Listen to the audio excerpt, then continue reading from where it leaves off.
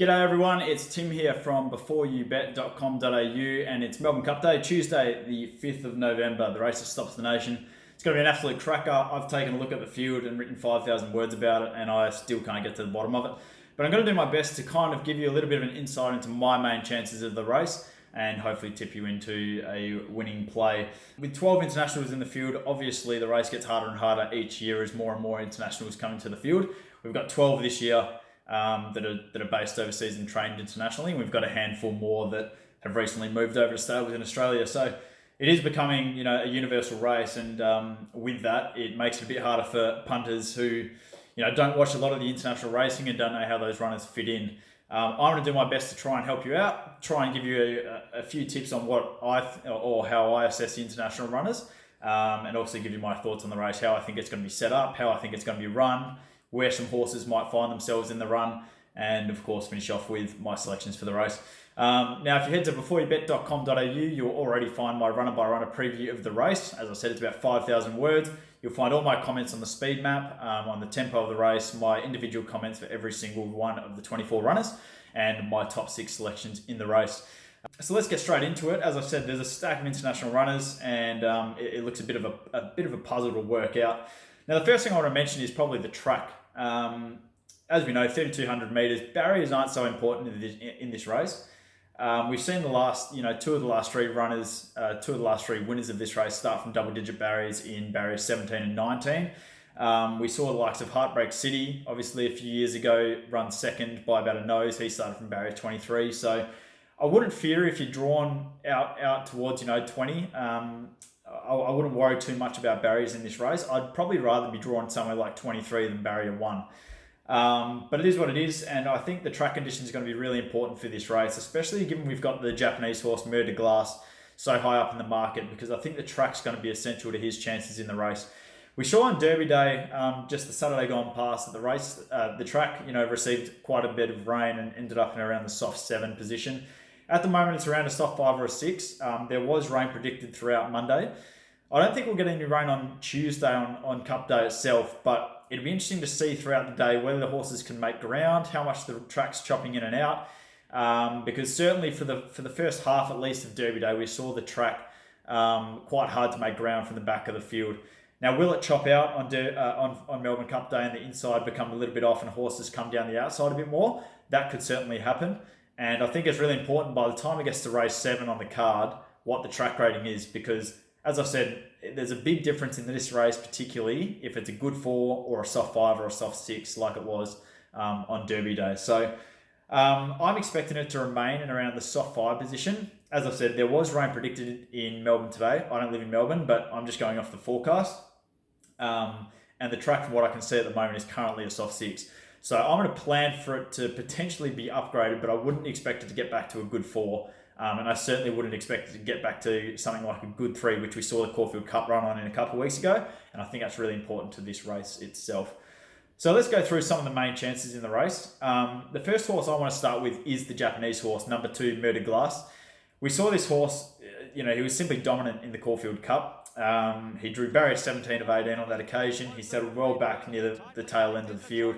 And he came wide and looped them and put the race away in a matter of strides. It was hard not to be impressed, and it just kind of was the start of the domination from the Japanese horses for the Melbourne Spring Features. Of course, we saw Lise Gracieux come out and do a similar thing in the Cox Plate last weekend, and so they're going to be aiming to take out all 3 of the Spring Features in Melbourne. This horse has now won his past 6 straight races. As I said, it's hard not to be impressed with that. And based on the strength of that Caulfield Cup victory, it's hard to say that he's not going to be a winner of the Melbourne Cup. Now, some key things that are making me take this horse on for starters. Well, he was a $6.50 favourite after the barrier draw was conducted. He's now blown out to about $8, which I think is a bit more of a reasonable price. But even so, we've got to take on some horses in the race, and I'm going to be putting him in. I won't be having a cent on him, mainly because I think the track is not going to be to his suitability. So, as I mentioned, the track at Caulfield 2 weeks ago for the Caulfield Cup was a good 3. This horse, every single one of his 8 victories have come on good or firm ground. He's not going to get that here. He's going to get soft ground. He's had one start on a soft track before, and he was beaten 7 lengths. That was over 2,000 metres back in Japan. That doesn't really do much for his chances in the Melbourne Cup. This is a horse who's never run beyond 2,400 metres. His first start over 2,400 metres was the Caulfield Cup. On the strength of that victory, of course, you can say that 3,200 metres looks within his grasp. But look, I would suggest that on a soft track, this is not going to be the race to stretch him out to 3,200 metres. Whereabouts he gets in the run is an interesting thing for me. He's drawn barrier 2, of course. Damien Lane loves cover. I think they're just going to let him fall out of the gates and probably try and take up a position midfield somewhere. For a horse having his first start over 3,200 metres, I highly doubt they're going to bustle him out of the gate and potentially make him over race in a race where he's tackling 3,200 metres for the first time. So I think they'll be very conservative on him. I don't think they'll want him to get too far back like he was in the Caulfield Cup. But I do think that they will just take a position wherever he lands in the run, which I suspect will be midfield somewhere on the rail. As I said, to me, a soft track is really not what he's after, and I'm going to be more than happy to take him on here. As I mentioned, he's had one start in soft ground before. He was beaten 7 lengths on that occasion, and every single one of his wins has been on either a firm ground or a good 3 like it was in the Caulfield Cup. So he's going to go in for me. I'm going to be taking on number 2, Murder Glass, and looking elsewhere.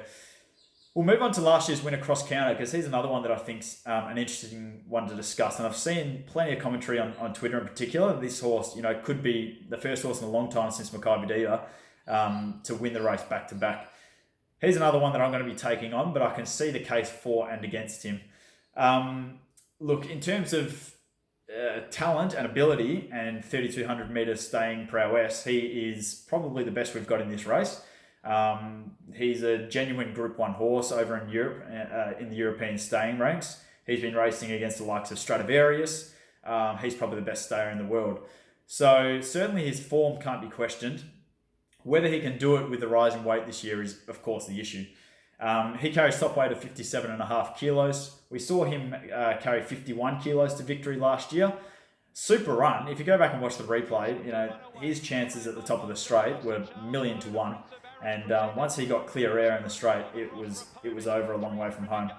Again, the question is whether he can carry 57.5 kilos. That's a 6.5 kilo rise from what he carried last year.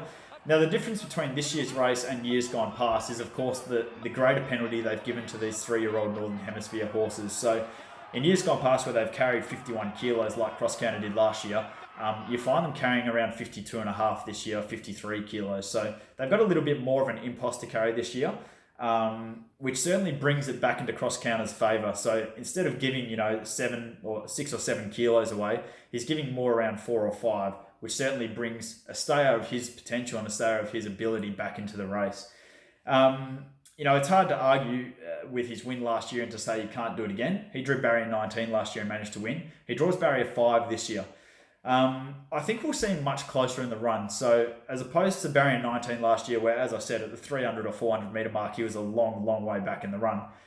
From barrier 5 here, I think he'll be rooting closer to the speed. I'm actually expecting him to be midfield at worst. I think he'll probably settle closer to the speed.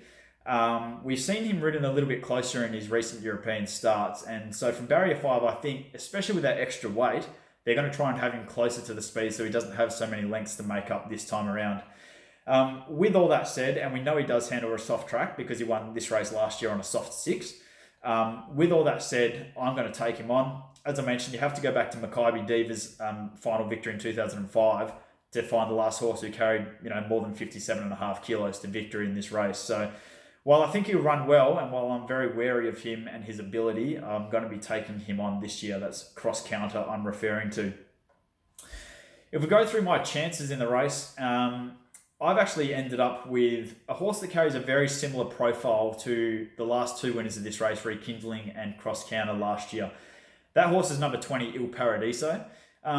Interestingly, if you look back through his runs leading into this race, he's actually followed a very, very similar path to what both Rekindling and Cross Counter did, leading into their cup victories in the last 2 years. So he's had only 8 career starts. He's trained by Aidan O'Brien. He's going to be ridden by Wayne Lorden. He carries 52.5 kilos. So he's one of these 3-year-old Northern Hemisphere horses we're referring to. They're known as a 4-year-old over here, but they're a 3-year-old over in Europe.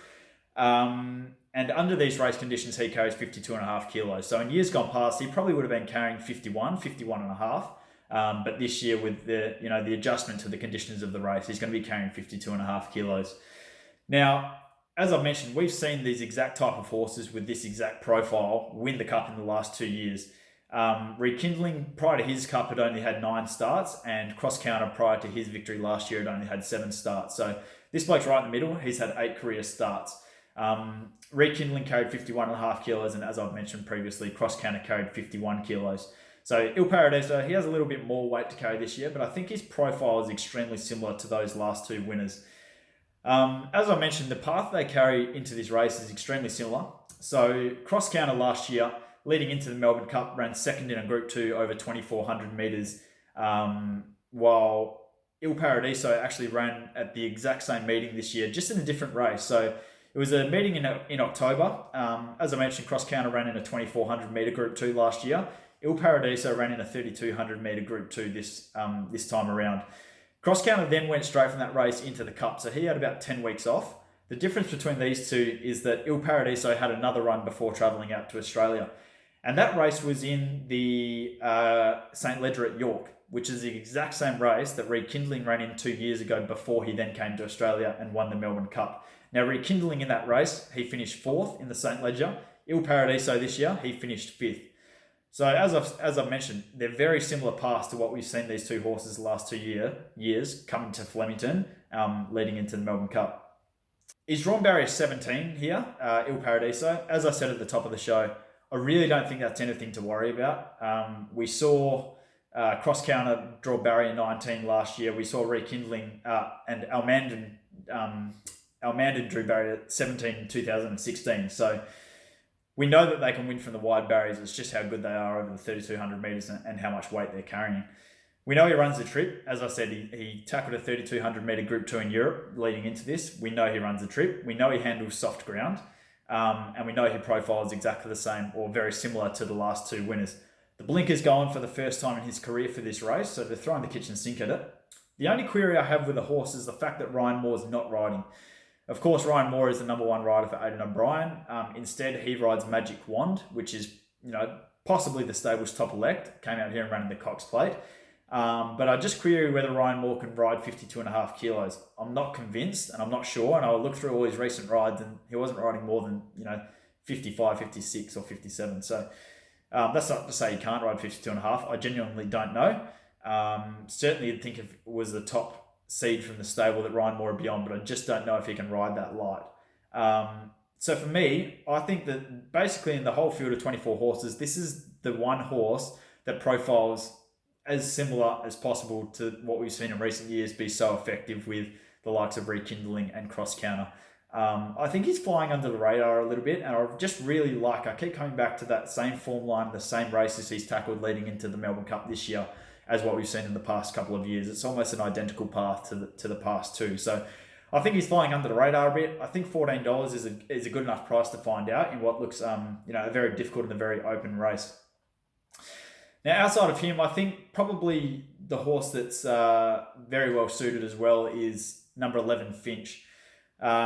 Interestingly, he's been backed into the favourite now. So after the barrier draw, as I mentioned, Murder Glass was favourite after drawing barrier 2.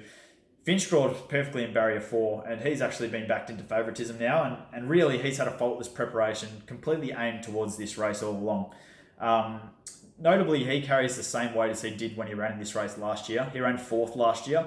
He was a little bit of an immature horse at that point, but he's had another 12 months to develop. We've seen him measure up at weight for age company in our races over here at Group 1 level. Back to handicap and carrying the exact same weight as what he did when he ran so well last year. You'd have to assume he's going to be a very good chance. Now, he's drawn barrier 4. Kerrin McAvoy was booked for this ride very early in proceedings, which kind of tells you where he thought the horse sat in terms of the chances of the race. And I think he can settle, from barrier 4, he can settle wherever they want. Probably up on the speed, probably forward midfield somewhere. Again, I don't think they'll bustle him out of the barriers, but he'll just land naturally somewhere up on pace. I think he's going to be a huge chance. We know he runs the distance. We know he goes well over the track and distance. We know he handles soft ground. He's got 2 wins from 5 starts on soft ground. He's got probably the best distance jockey in the country on board with Kerrin McAvoy, and we know he's been targeted at this race for probably 12 months now. So number 11, Finch, is probably the one I'm most worried about, and I certainly won't be letting him go around at $8. I think number 12, Prince of Erin, God bless him. I think he's set to run another really big race this year. Of course, he ran third in last year's race. He's now had 5 starts in Australia. He's won 2 of those and placed in the other 3. So he just seems to grow a leg in Australia, which some horses can do. Because if you look at his European form, it's actually not all that spectacular. Of course, last year leading into the Cup, he had to run in the Lexus, or now the Hotham Handicap on Derby Day, which he won, which got him into the Cup, and then ran so well, of course, on the 3-day backup. Now, he carries 1 kilo more this year than what he did last year when he ran so well, and I think he's set up better for the race this year. He contested the Geelong Cup Wednesday week ago, so he's had an extra 10 days recovery to what he had this time last year. As I mentioned, he went into last year's race on the 3-day backup. This year he's had probably an extra 10 days of recovery. And I think that just, will suit him a little bit better. It was interesting, Michael Walker, the jockey last year after the race said, if he hadn't had to back up so quickly, he would have won the race. He just felt the pinch late. As I said, I think this is a much better setup for him. Now, what I will say about the Geelong Cup is there is some questions on the form. Hackey was a horse that ran third on that occasion. He came out and failed terribly on the weekend on Derby Day, so there is a little bit of a question on the form. And the horse that ran second is yet to come out and race again, so we don't really know. What I will say about the Geelong Cup, though, is it was the fastest Geelong Cup in the last 15 years. Now, the previous winners of the 3 fastest Geelong Cups in basically the last 15 years were Media Puzzle, Zazman, and Honor Jeune. Now, I'm taking this data from a tweet Dominic Burns sent out, which I found really, really fascinating. So as I've mentioned, Media Puzzle, Zazman, and Honor Jeune were 3 winners of the Geelong Cup who clocked the 3 fastest times in that race in the last 15 years. They came out in their Melbourne Cup and ran first, third, and second respectively. So it tells you basically that if you can run a very fast time winning the Geelong Cup, that typically that form holds up in the Melbourne Cup. And as I mentioned, Prince of Erin in his Geelong Cup, he recorded the fastest time in the last 15 years.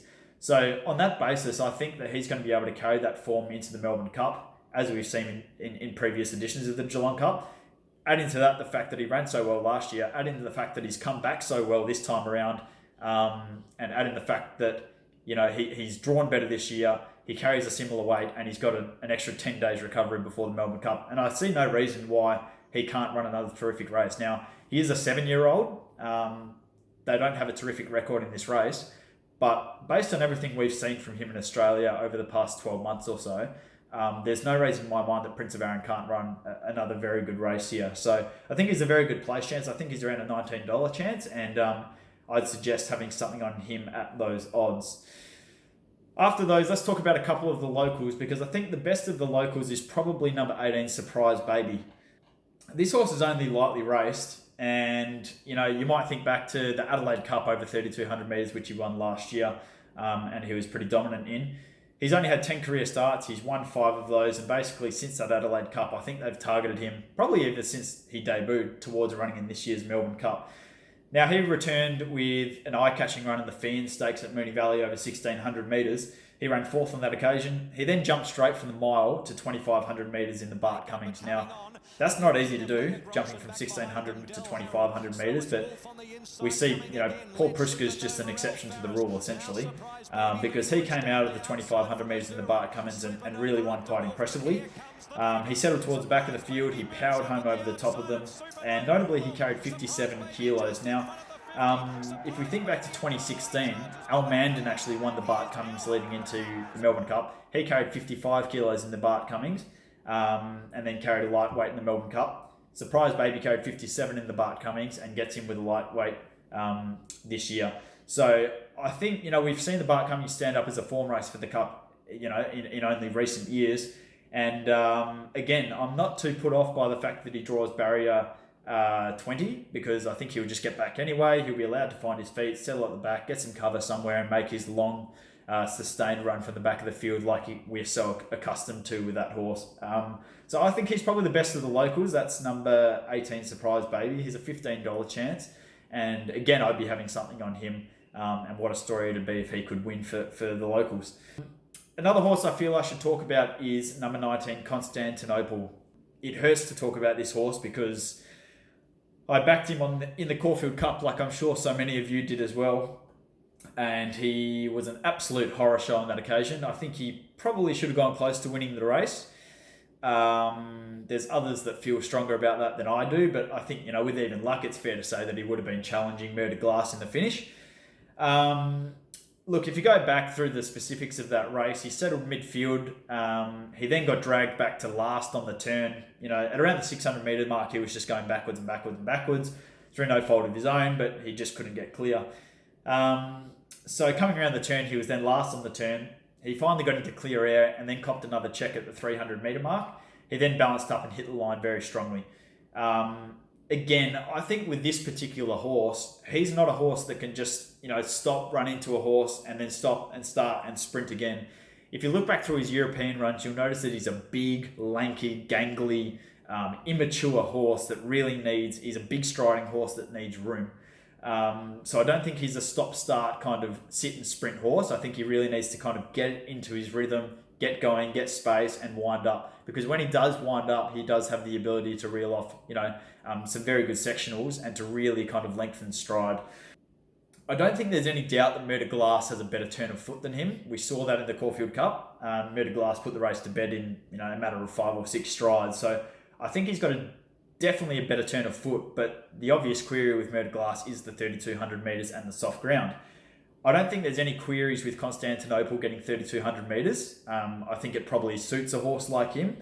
Barrier 7 will allow him to sit midfield again, and I think the instruction to Joe Moreira will basically be, do not get stuck in traffic. Even if it means they have to come off and get into clear air at the 800 or the 600, I think they'd much rather that than him trying to weave his way through gaps in the straight. Again, he profiles very similar to a horse like Il Paradiso in that he's a Northern Hemisphere 3-year-old who's recently come over and is counted as a 4-year-old in the Australian racing rules. He carries 52.5 kilos, much like Il Paradiso, and he's very lightly raced. He's only had probably the 8 or 9 career starts, I think.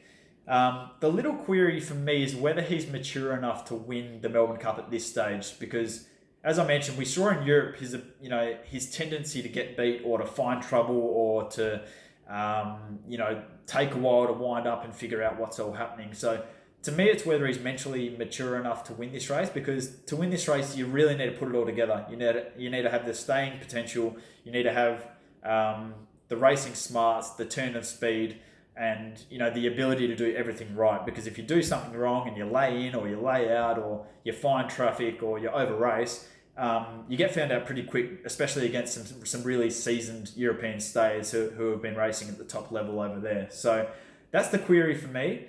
I'll probably be having a saver bet on him at around whatever he is now. He's currently a $9 chance. I'll probably be having a saver bet on him just because I backed him in the Caulfield Cup. He profiles well, and if he was to win this and I jumped off, I'd be very, very sick of myself. So, again, another horse that profiles well and is surely rated highly here in the Melbourne Cup.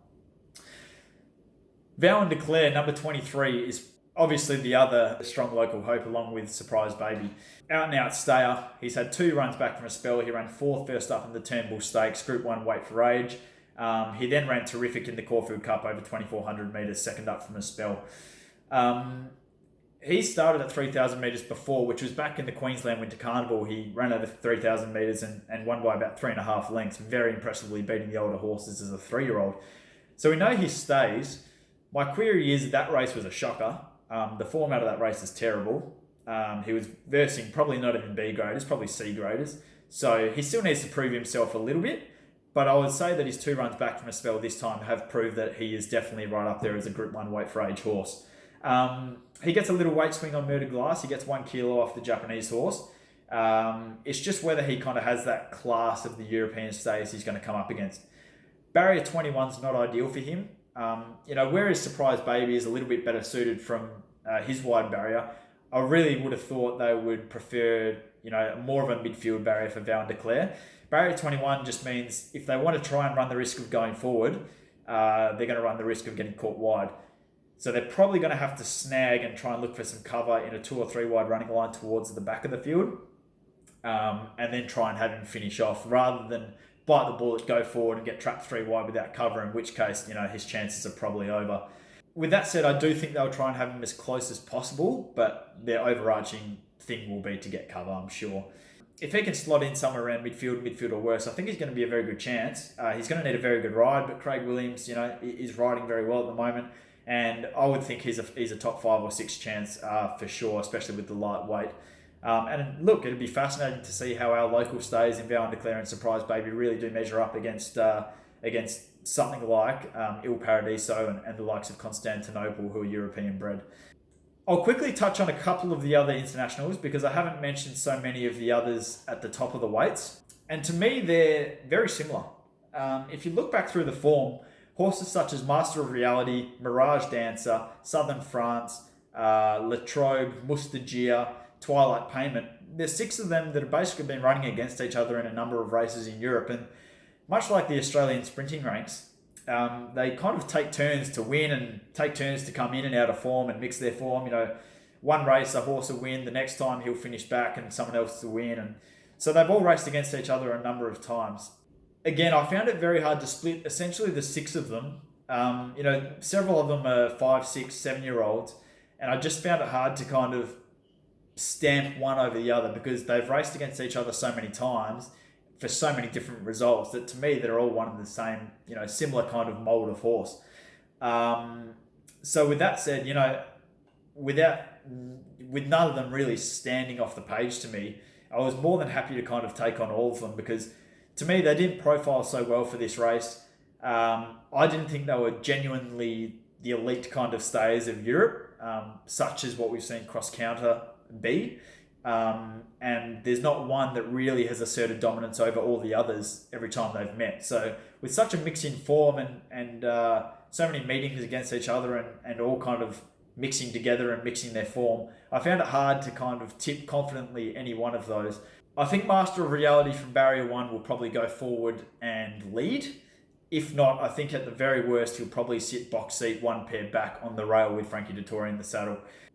He might let something like Twilight Payment, if it wants to come across in Barrier 19, he might let something like that come across and sit ahead of him. I'm not sure, but I don't think they'll have any problems with him leading from Barrier 1. The fact that Magic Wand is drawn Barrier 24, because a lot of people have Magic Wand as going forward to sit, right up on the speed and potentially the designated leader of the race.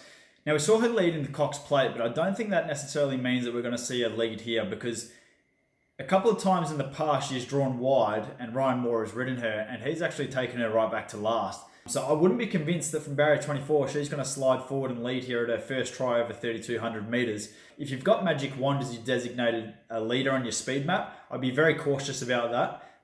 Because my inclination is more so leaning to the fact that she's going to be ridden cold and we'll find her at the back of the field rather than the front of the field. Now, relating to that is the other one that I'm kind of tossing up is Latrobe, because we saw him in the McKinnon Stakes last year, which was his only start in the country, that he was ridden cold at the back of the field and worked home really nicely into second. But in his more recent starts in the UK, he's actually been ridden further forward on the pace, sometimes up with the pace setters. So from his wide barrier, I wouldn't be shocked if they actually sent him forward, as we've seen Lloyd Williams do so often in the past. Again, he could be snagged to the back and ridden conservatively. James McDonald is, of course, on board him. But it also wouldn't shock me to see him ridden forward and even take the lead with Master of Reality getting his back for some cover. So they're just a couple of little things I wouldn't be surprised to see. As I said, I've seen a lot of speed maps with Magic Wand going forward. I'm not convinced that'll be the case. We could see both her and Latrobe go forward. We could see both of them ridden back. It's one of those ones we don't know until either we A, see a tweet from stewards, or B, as the gates come back, or as they jump from the gates, that we see what unfolds. But just thought I'd mention that just in case you did have one of those two stamped somewhere on your speed map. You have to be a little bit flexible, I think. So let's get to my selections for the race. As I've mentioned, I'm in the corner of number 20, Il Paradiso. He's a $14 chance. I just think the profile is perfect for this race. He's one of only a few horses that profile so well for the race based on what we've seen in recent years. And even though the Northern Hemisphere horses carry a little bit more weight this year, I don't think that's going to be enough to stop him running a really good race here. We know he stays. We know he handles the ground. We know that the horses coming through the form races or the certain races that he's contested leading into the Melbourne Cup, that they're good form races for the Cup. We've seen it in previous years. And despite his wide draw, I think he's a horse that's definitely flying under the radar. And he's my top selection. That's number 20, Il Paradiso at $14. I think the hardest horse to beat, and I think he'll start favourite, is number 11, Finch. He's had a tailor-made preparation aimed towards competing in the Melbourne Cup. He's proven himself as a weight for age Group 1 horse in Australia this preparation. He's had a faultless campaign. He didn't get any luck last start. He's drawn perfectly, has a top jockey on board.